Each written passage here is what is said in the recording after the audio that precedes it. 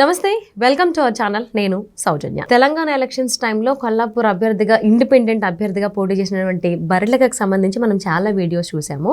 So వాళ్ళ friend కింద ఎవరైతే ఉన్నారో బెజవాడ కృష్ణ అని, తనని కూడా మన ఛానల్లో ఇంటర్వ్యూ చేయడం జరిగింది. సో తన వీడియోస్ కూడా మనం చూసాము.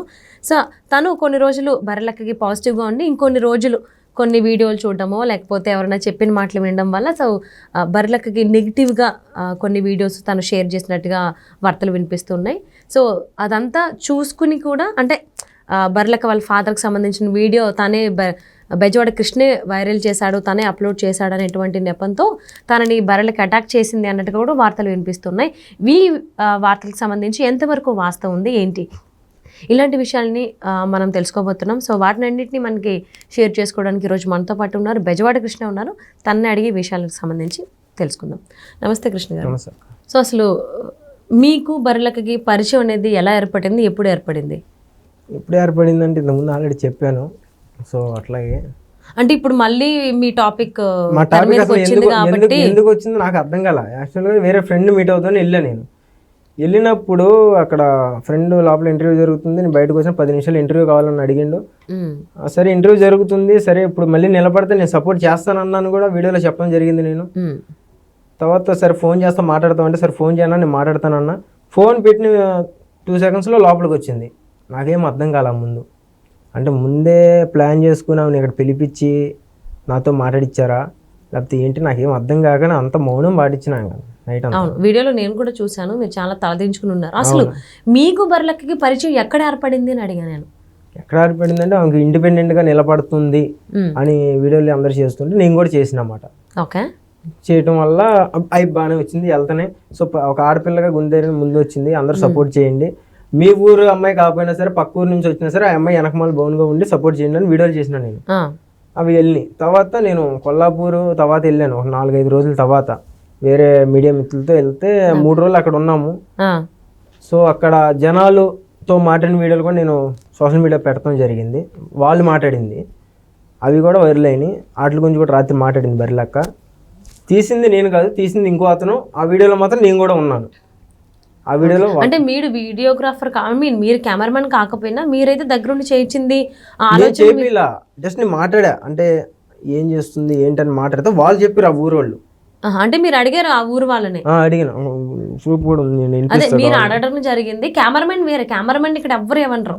సో కెమెరామెన్ పని ఏంటంటే అక్కడ జరుగుతున్న వీడియోని షూట్ చేయడం తప్ప అంతకుమించి కెమెరామెన్ బాధ్యత మనం అక్కడ చెప్పలేం. అవును, యాజ్ పర్ రూల్. సో మీరే వెళ్ళి అడిగారు కాబట్టి అది మీ ఆలోచన. కొల్లాపూర్ గ్రామస్తులను అడగాలి, వాళ్ళ ఒపీనియన్ ఏంటి, వాళ్ళ అభిప్రాయం ఏంటి అనేది. అది మీరేగా చేసింది. అప్పుడు మిమ్మల్ని బాధ్యులు అంటారు కానీ షూట్ చేసిన కెమెరామెన్ అన్నారు కదా. నేను అడిగినాను టీ కొట్ల దగ్గర కానీ అక్కడ కానీ నేను అడిగాను. ఓకే, పాజిటివ్ వస్తుంది అనుకున్నా, నెగిటివ్ వచ్చింది అక్కడ ఊర్లో. మీరు అనుకున్నది జరగలేదు. పాయింట్ 1 అదే ఎస్ వస్తుంది అనుకున్నా నేను.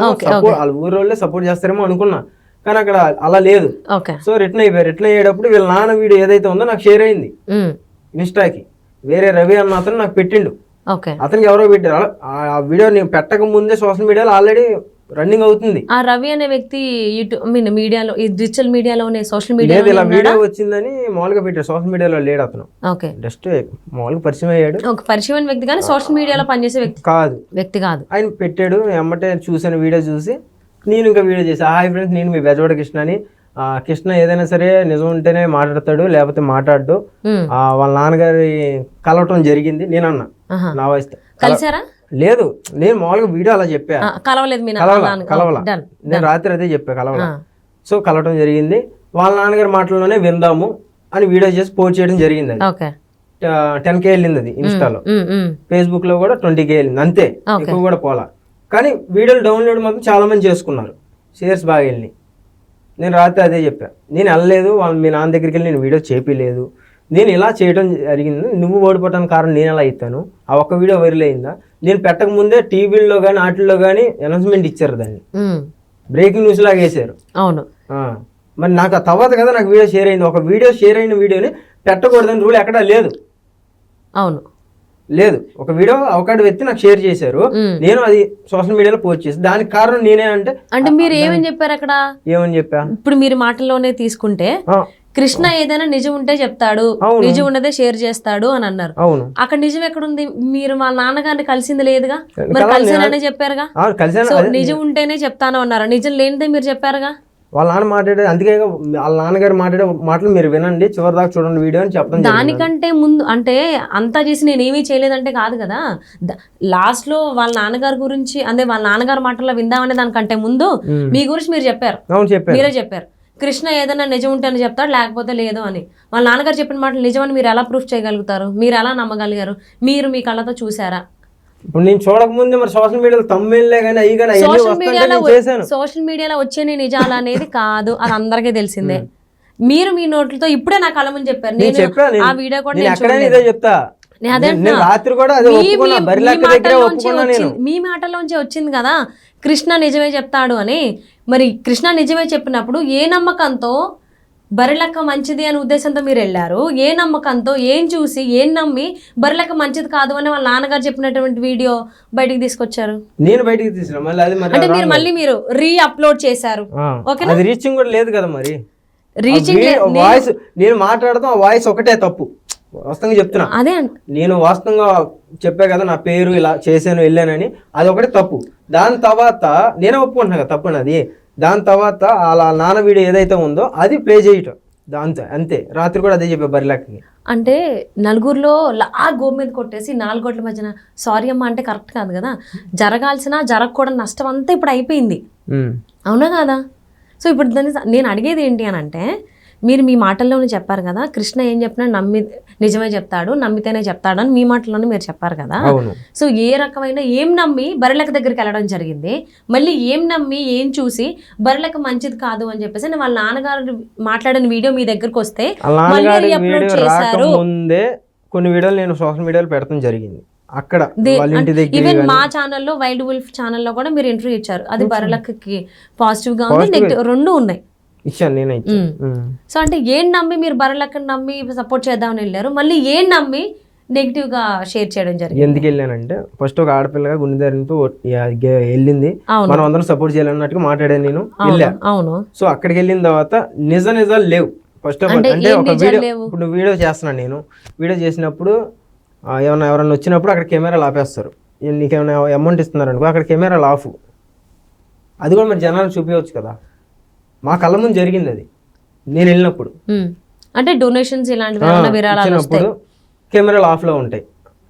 మరి అది కూడా చూపించాలి కదా. నువ్వు మెయిన్ వస్తూ వీడియో చేసినప్పుడు ఇవి కూడా ఇలా నాకు ఇంతమంది ఇస్తున్నారు, ఇలా అది కూడా చెప్పాలి. వాస్తవం ఎక్కడెక్కడో నుంచి వస్తున్నారు కానీ నువ్వు సరే తిరుగుతున్నావు, సంబంధించిన దాంట్లో తిరుగుతున్నావు, బిజీగా ఉన్నావు, సరే ఓకే, దానికి ఏమంటలా.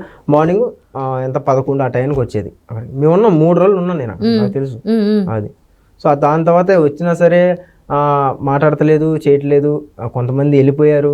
ఒక ముసలామి ఆమె పెన్షన్ డబ్బులు దాచుకొని తెచ్చింది. అది ఇప్పుడు ఏ సోషల్ మీడియాలో ఉందా మీరు చెప్పండి? అంటే ఇచ్చిన టైంలో ఏదైనా ఛానల్ వెళ్తేనే కదా వస్తుంది. చుట్టూ ఛానల్స్ అండి. అదే వాళ్ళు అప్లోడ్ చేశాను కదా తెలుస్తుంది. అసలు కెమెరా ఆఫ్ లో ఉంటే ఎలా పెడతారు? Camera off. అక్కడ వీడియో షూట్ చేయకపోయినా ఒక కంటెంట్ అయితే రిలీజ్ చేయదు కదా. వెబ్సైట్స్ కూడా ఉన్నాయి, న్యూస్లు కూడా రిలీజ్ చేయొచ్చు కదా. చేయాలి, అది ఎందుకు చేయలేదా? జర్నలిస్ట్ అడగాలి.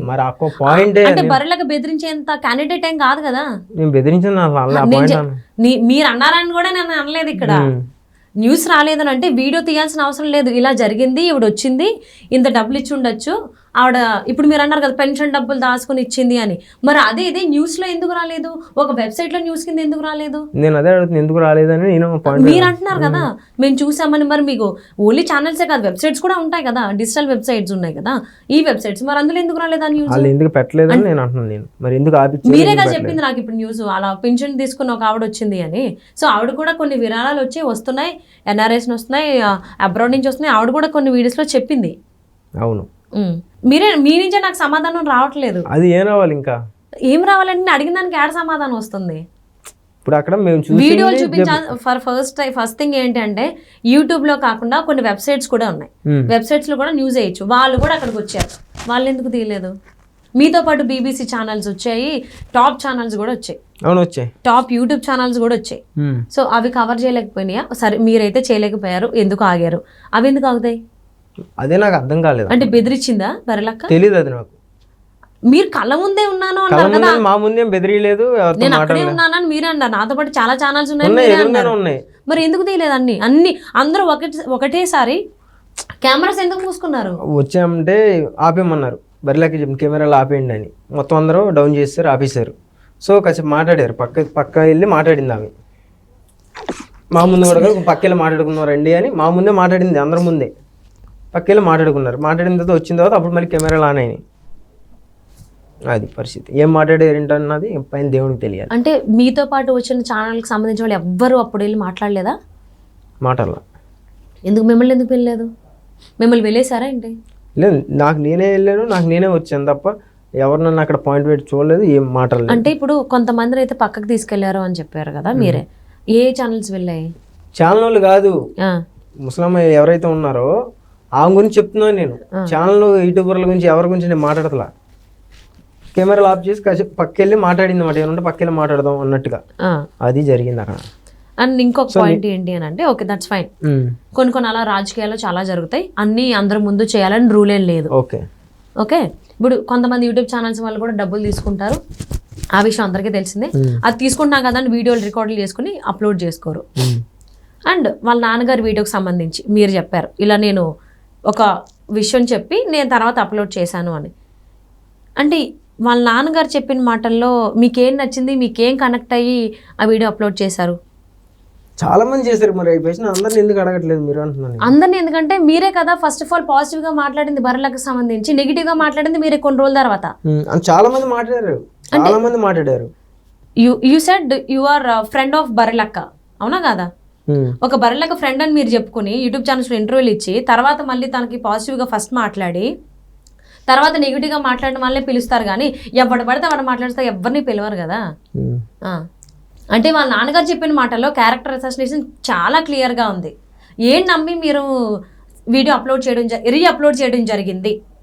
ఎందుకు చేశానంటే, ఇప్పుడు తను మాట్లాడిన దాంట్లో నాకు కొన్ని నిజాలు, అంటే అశుభలేఖ చూపించడమే కానీ అది మాట్లాడతాం కానీ, అంటే అది ఎందుకు చెప్పలేదు అన్న దానికి నేను పెట్టా వీడియో. మళ్ళీ అంత నెసెసిటీ ఉందా? కంపల్సరీయా? కంపల్సరీ అంటే లేదు మరి